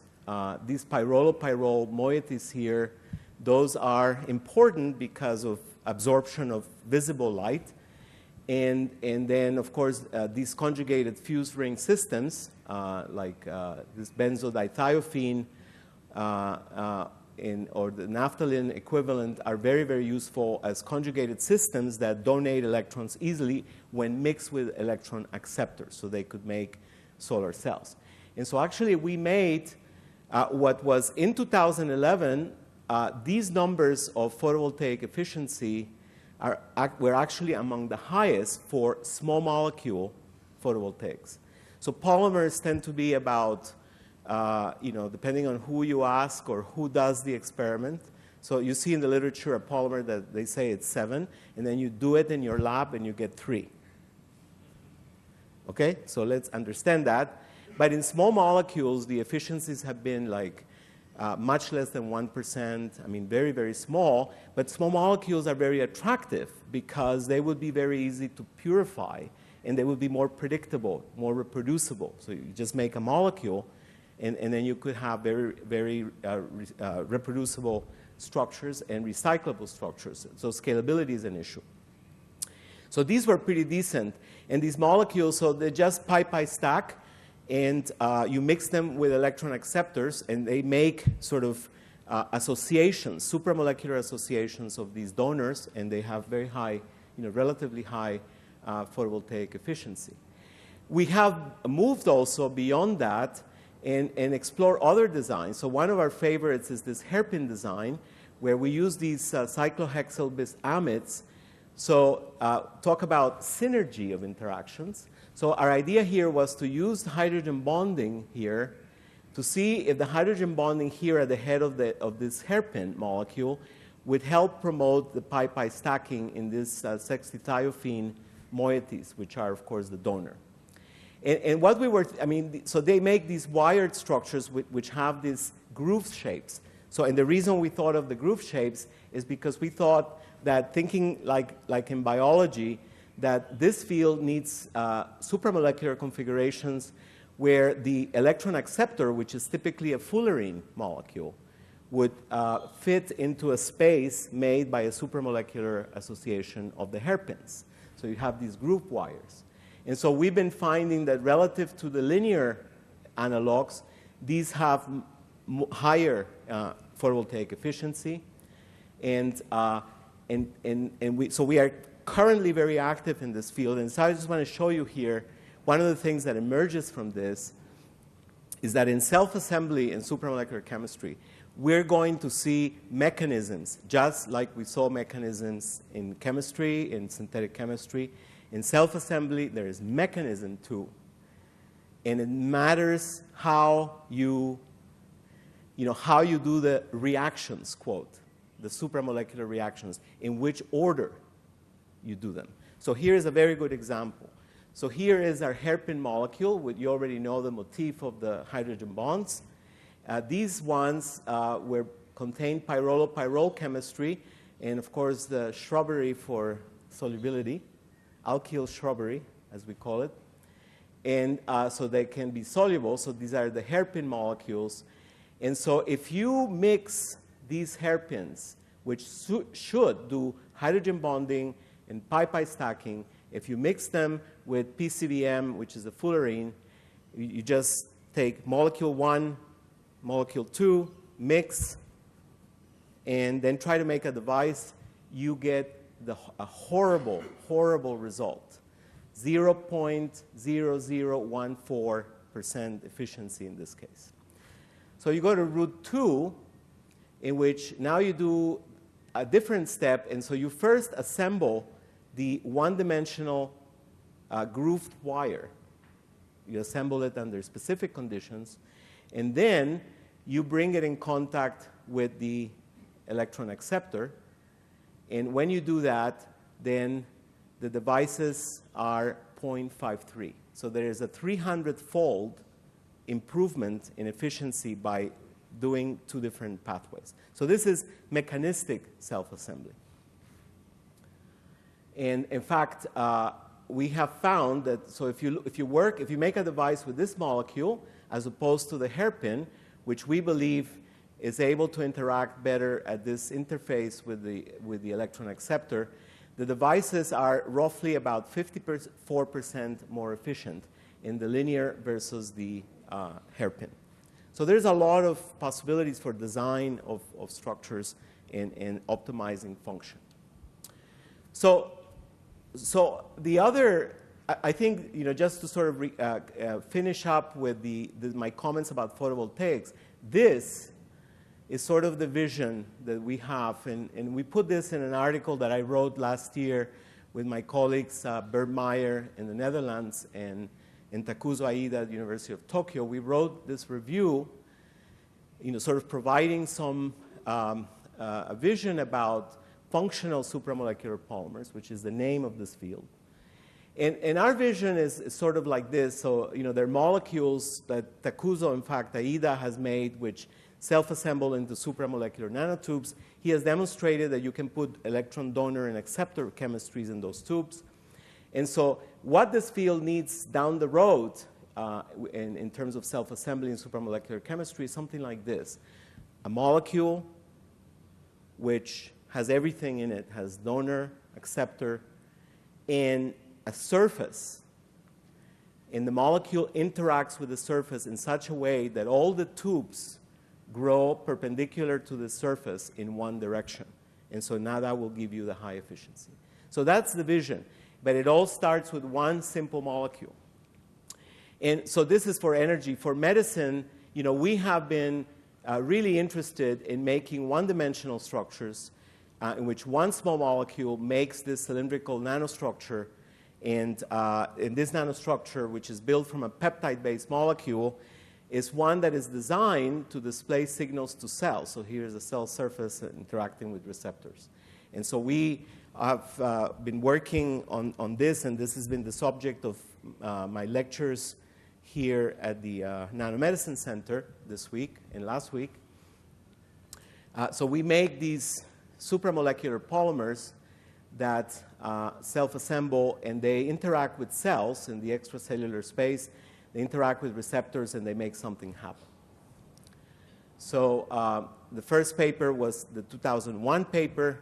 So this was about the same time that we found those ribbons. So we were inspired by those systems, that you could, in fact, get one-dimensional structures. And so here, the molecules that are used are called peptide amphiphiles. So the monomer, if I could use that word, is a peptide that's covalently bonded to a hydrophobic tail. In water, the hydrophobic tail wants to self-assemble and build the core because it doesn't like the water. If you have a biological signal here, this biological signal gets displayed in an enormous density to the cell. So these systems can look something like this. This is cryo-electron microscopy, and you see the one-dimensional structure, extremely rigid, very high persistence length, higher than the persistence length of DNA and any other polymer. And these filaments, these very thin 6 to 10 nanometer diameter filaments, can display signals to cells and make things happen. And so this particular code of self-assembly that we developed works with an infinite number of molecules, just presenting whatever signal we want to present on the outside to the cell for biomedical functions, which in our lab, that means mostly regenerative medicine, but we are also interested in drug delivery and cancer therapies and many other things. So, in fact, here is an example, 3 examples which are very recent. You can make a molecule of this type. Here's the peptide. Instead of having a signal, you have a drug. This is an anti-inflammatory drug, and linked via hydrazone, which is labile in the physiological environment, and you can make these fibers, and each molecule in these fibers contains one drug molecule. Here is one that has a ruthenium complex, of a carbonyl complex with ruthenium, because we are interested in exploring carbon monoxide delivery as a signaling gas. There's a lot of biology that has been built around this. And so even with very different chemistries at the terminus of the molecule, we can still make the fibers. And the fibers, I will just leave it there, are extremely critical to get very high function biologically in vivo models. The part of the code that makes this work it has to do with the formation of beta sheet secondary structures, which I will describe in 1 minute. But before we go there, I just want to point out that these nanofibers, when they have charges in the terminal position right here, they have among the highest charge densities measured by zeta potential that supramolecular nanostructures can have. And so we discovered and reported in this paper in 2010 that the highly charged filaments crystallize spontaneously into hexagonal arrays and are separated by dozens of nanometers core to core in a crystal that is made of water, separating the fibers. So I think this is I don't know how useful this structure is biologically, but it's a beautiful structure. They form these large bundles of filaments with hexagonal symmetry, and the crystallization is driven by the repulsive forces. So what makes the fibers work, the code, and so here's a classical example. In 2001, when we published a paper in Science, we designed the molecule to make a fiber, and we succeeded. But we had no idea why it worked. So if you read the paper, you'll see the arguments of why we thought it would make a fiber. And the reasons that we gave have not much to do at all with the reason why it works. But we know now in 2013 why it works. And so now we can design molecules with ruthenium carbonyl complexes and drugs and still make fibers because we know what's critical. And what's critical is the possibility to to have a domain in the fiber that builds with certain specific amino acids that like to build beta sheet structures. and which you see here in green, yellow, and those beta sheets are very stiff, and that's why the assembly of molecules wants to be extended, and it doesn't form a sphere, it doesn't form a layer, it just likes to form filaments. And in fact, the substructure has beta sheets, and so in between the beta sheets, we already know that there are water channels, which are important, for its signaling capacity. So this is a very dynamic structure because it's made of small molecules and it's got water internalized in between these beta sheets. And in fact, I worked with my colleague George Schatz doing an atomistic simulation to try to figure out how much water there would be. I mean, this simulation had 144 peptide amphiphile molecules and about 30,000 water molecules. And so the simulation predicts that this is the core of the fiber, and this is where the alkyl tails are. There's no water there. Water is completely excluded, and then as you start drifting away from the alkyl chains, there is more and more and more water until you get to the periphery. So inside, they're loaded with water. And so they're loaded with water, and so they do magical things because, for example, in this case, what we did is we put a consensus sequence, okay, where this is RRXSO. X is any residue, and O has to be hydrophobic. And this is a substrate for protein kinase A, the enzyme that phosphorylates this serine residue here. So when you expose a fiber made from this molecule to the enzyme finds the substrate, which is internalized near the core. And so that, and we know, or we think, we hypothesize that because of those water channels, the enzyme penetrates the filament and displaces the bound water, and so there is an entropic driving force for signaling. I mean, this is probably the way ligands and receptors work in biology. So the fiber loaded with water is not only equipped for enthalpic recognition, but it is also equipped for an entropic driving force for binding because it can displace all the entrapped water. So because you put a phosphorylation here in the serine residue, then the negative charge causes the fiber to explode electrostatically because of the negative charge. And if you then expose the system to alkaline phosphatase, which cleaves the phosphorylation, then you get spontaneous self-assembly again. So here's a very nice dynamics example. You have fibers, filaments here. You expose these to the enzyme. There's a coulombic explosion, and in the electron microscope, you cannot find fibers. But if you then add to this, you add the other enzyme, then you again recover all the formation of filaments. So it spontaneously reorders. We are using this actually, developing a system for cancer therapies where in the core of the fiber we'll put doxorubicin, and then when we expose to, which is a cancer chemotherapy drug, and if you expose this to cancer cells, these cells right here, then as the red shows here, well, if you expose them to doxorubicin, all these cells are dead. And if you expose them to our fibers that are loaded with doxorubicin in the core, in the presence of that enzyme, the cells get killed because the explosion causes the release of the drug.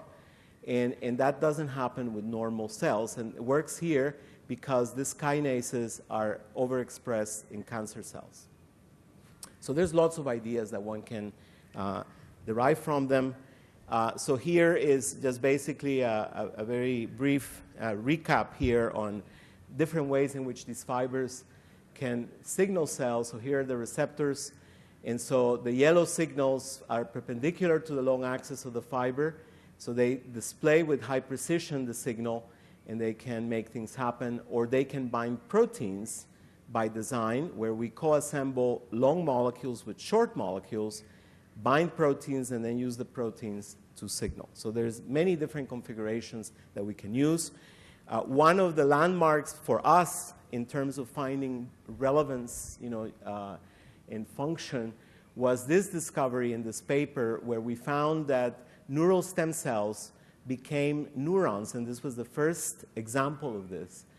without any proteins, but just fibers with a very high density of this signal IKVAV, which is a laminin signal, we were able to differentiate neural stem cells, which are these cells that you see here, into neurons. And so this is very important for regenerative medicine of the brain and of the spinal cord to be able to have a way to make neurons. And so these fibers make neurons in a very specific way. Whereas if you take any ordinary gel from the shelf, an alginate or something like that, and put neural stem cells, you'll get a mixed population with astrocytes and oligodendrocytes and other cells of the central nervous system. And actually in vivo, we've seen already some interesting efficacy. So this is an injection in the spinal cord. The green is the fluorescence that we put in to see it. And in an in vivo model with a mouse that has been injured and paralyzed its hind limbs, right here, 24 hours after the injury, we inject these bioactive fibers, and we've seen a partial recovery of function in the hind limbs. And histologically, we've seen regeneration of axons. And so all of the biology is explained in this paper in 2008, but it is directly linked to the supramolecular structure of the one-dimensional polymer. Okay, and so I'm going to finish up, giving you some other examples, and one very brief at the end on hybrids, a comment on hybrids. In the areas of larger scales, which I think this is where this field needs to go, it's exploring hierarchical structures. So here, this one right here is interesting because I went back to 1997. This is a 2013 paper in JACS, and which utilized the concept of the mushroom from back in 1997. And this structure right here, which has this configuration that you see here, so it has spearmine chemistry here, which you see here, with positive charge. It has a very interesting long peptide that is known to form heptamers. So 7 copies of the peptide get together. And so this made a perfect mushroom, because these peptides, which we took from the literature, were known to be heptamers.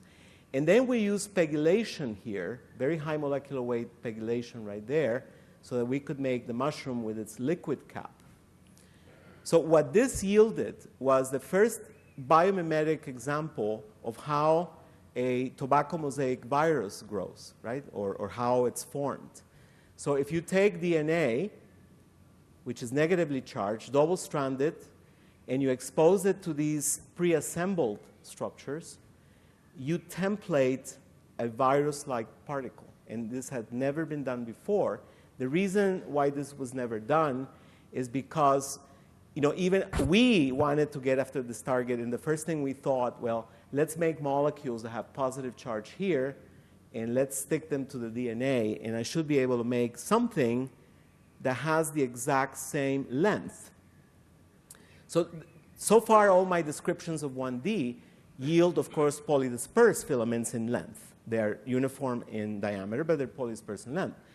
We wanted to know, how do you make a precise string, where you can say, I want it to be this long? That's very difficult. So biology does that in viruses, in filamentous viruses. And so it worked here, and I show you here in this slide how nicely it works. So these are the structures that are very well defined with about 2,000 base pairs, 4,000 and 10,000 base pairs, and they are all identical, and they are exactly the length of the DNA. The reason this worked, please read the paper if you're interested. It's a long paper, but it's a very nice paper. And the idea is that the mushroom, when it attaches very rapidly because it has such a high surface charge to the DNA, it parks on the DNA, and when a neighboring one parks next to it, the sterics of that pegylation in the cap cause the DNA to stiffen, and so you get perfect templating. DNA naturally buckles like crazy. It's very dynamic in solution. It's not rigid. And so if you expose it to small molecules, you'll get a terrible mess. You'll get a gel, you get a mess. You get nothing that you can recognize as an interesting structure. But here, the very rapid, probably microsecond interaction with these mushroom nanostructures stiffens the DNA so rapidly that you get perfect templating. So that was the concept. We don't know how this will be useful, but my guess would be that maybe we can create some nucleic acid therapies from this. And then this is another hierarchical structure, which is interesting. This, I mean, the virus one has the hierarchical structure in the mushroom is at nanoscale, and then the DNA is a much larger scale. Here, there is another example, which we reported in 2008. So we just discovered this. We didn't plan it, we didn't design it. But now in 2013, we have an idea of how you should approach building hierarchical structures. And so if you mix these nanofibers that we've been talking about with positive charge, with biopolymers, such as this one, which is negatively charged, this is hyaluronic acid, a very important biopolymer. If you mix the two together, this is what happens, which I think is really fascinating. So I'm going to play this movie, and please focus here. So this is a pipette in the lab, and it's delivering on a piece of glass a 1% solution of the positively charged fibers. And then, so there it is, 1% solution in water. And now I'm going to put a 1% solution of the biopolymer hyaluronic acid oppositely charged. When the two liquids touch, you get in milliseconds, you get the formation of a membrane that completely encloses the green liquid. And so this process can also be miniaturized, as we did more recently, and create, instead of a macroscopic sac, which is filled with this polymer solution, it creates like 50 micron structures that look more like cells. And we want to develop them to be functional with exposed fibers on the surface, because these fibers end up on the surface of the sac, and the polymer ends up on the inside. So just ask yourselves, I mean, any chemist, if you mix a positively charged molecule with a negatively charged structure, you think you would get a gel or some kind of a cloudy solution, some kind of precipitation, right? You expect that. And here, you don't. Here, in milliseconds, you get a membrane that is assembled, it's self-assembled, right?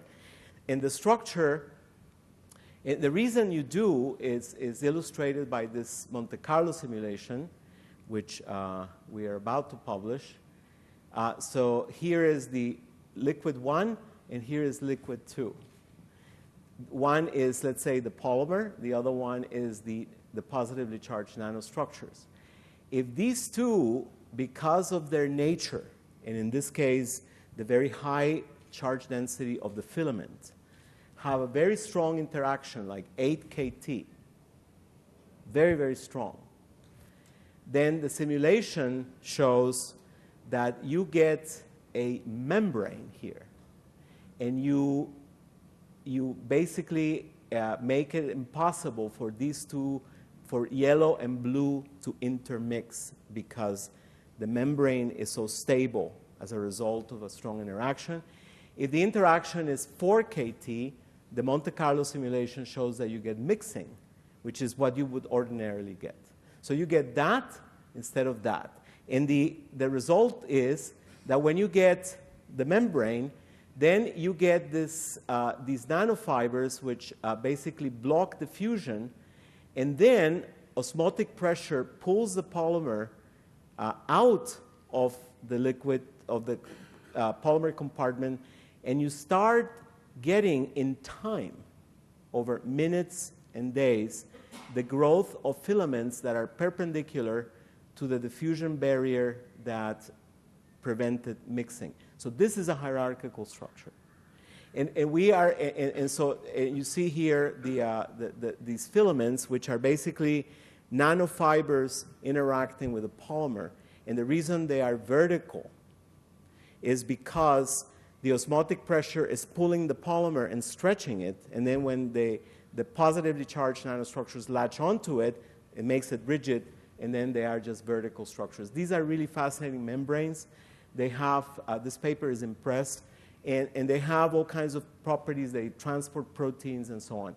If instead of having fibers, now make a molecule that's positively charged that makes nanospheres, now the interaction is weak, or is weaker, and you get lots of intermixing, and you don't see these vertical fibers anymore. You actually have a cubic phase, which we know from small angle X-ray scattering. But so compare this to that. It's all about two molecules, one which starts as a filament and one that starts as a sphere. And we are using these membranes in ideas that have to do with cell therapies. This is one of our first work, a piece of work in this area. These sacs with the fibers on the surface, we can put signals there to cause cells to proliferate. We can deliver proteins from the inside to make things differentiate, as you see here. So this is, something that I think can lead to lots of interesting things. I think the field that it's in infancy really is the hybrid thing. And here, I think, so those membranes that I just talked about, those would be wonderful templates. I mean, we're actually exploring how can we use them to make batteries, for example, to template battery structures. But that requires inorganic chemistry.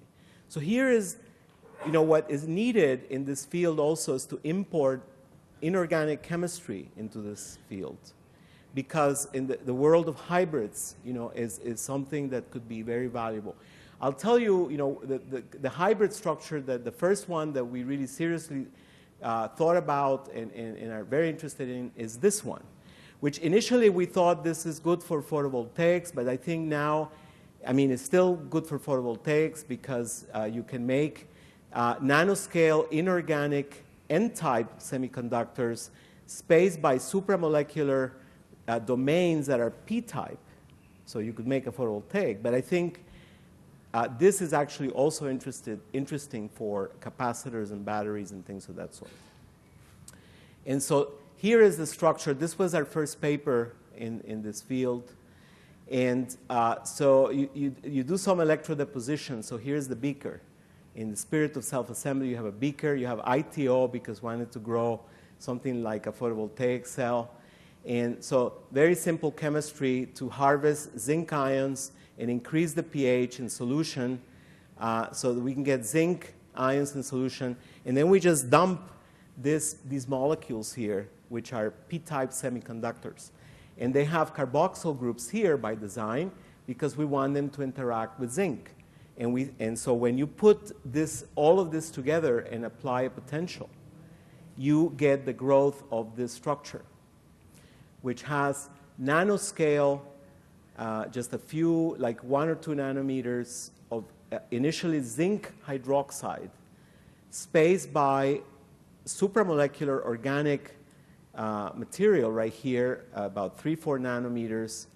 And so basically there is both templating and inorganic growth. You anneal this zinc hydroxide, which is an insulator, and then you get zinc oxide, which is a semiconductor. And if you do this with a lipid, with a normal surfactant, and you heat up the zinc hydroxide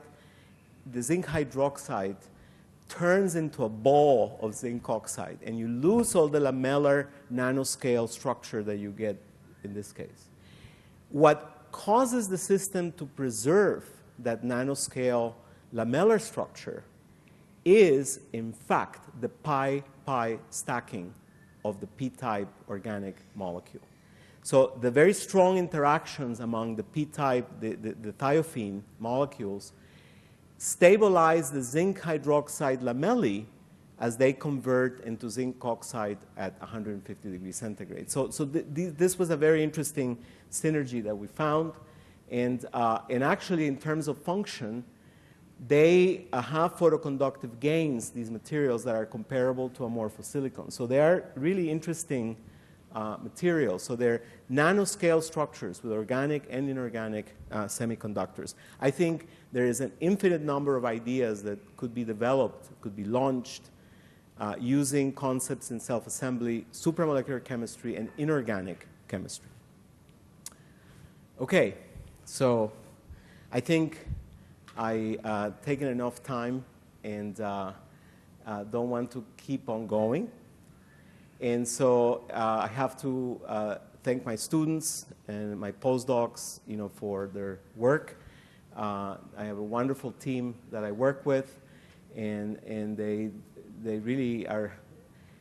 It's wonderful to work with them because they're so excited about their research, and so we energize each other very much.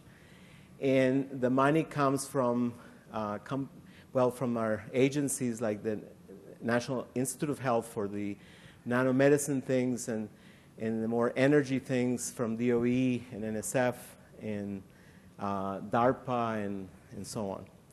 So I want to close my presentation by thanking you again for allowing me to give this lecture. It is a privilege that I can celebrate your 100th anniversary.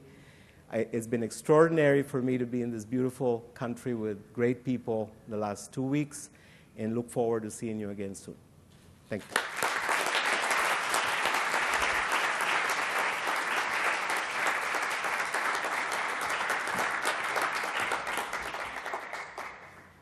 So thank you very, very much, Sam. The first thing I would say, particularly to our students, was that I did notice that these guys dress up very well for a research group. I'm not sure that I could say the same for my research group. Once a year. Once a year, just for the photograph. Is that? It's not for the photograph. It's for the party, the formal party that I host in my house. And they love to get dressed up and drink good wine. Colleagues, I think you'll agree with me that we've actually seen some spectacular examples of just some wonderful supramolecular chemistry here.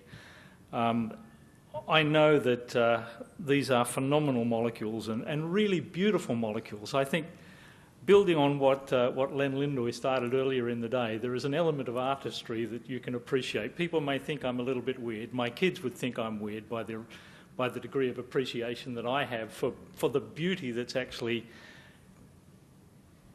embedded in these molecules, whether it is artistic beauty or simply the appreciation that I have of the way that these things are assembled and the craftsmanship that it actually takes to put these things together.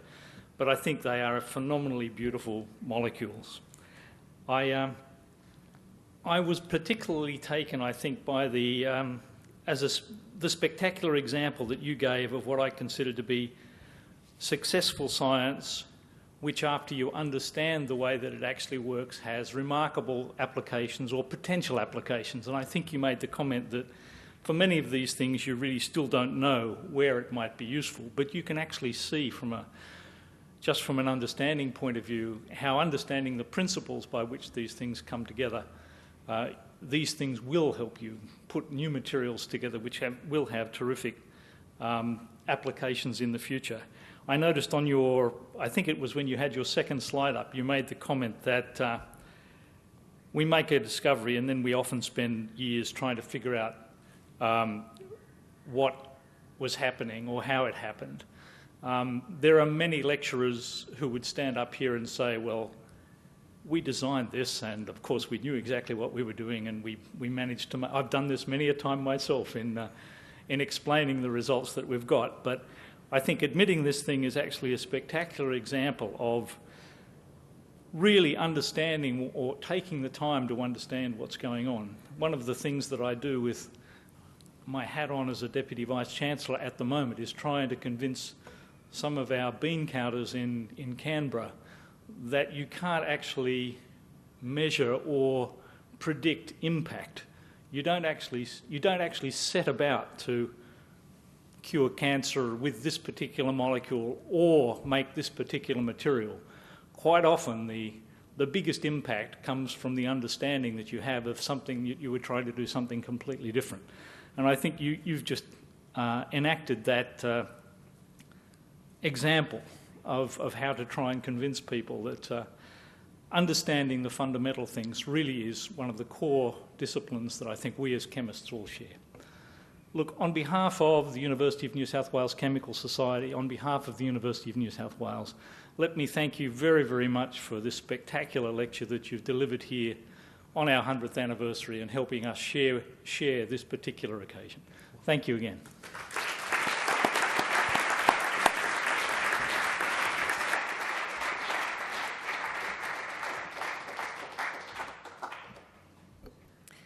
So I would like to bring today's proceedings to a close. I'd like to thank you all very much for joining us and helping us to celebrate today, the 100th anniversary.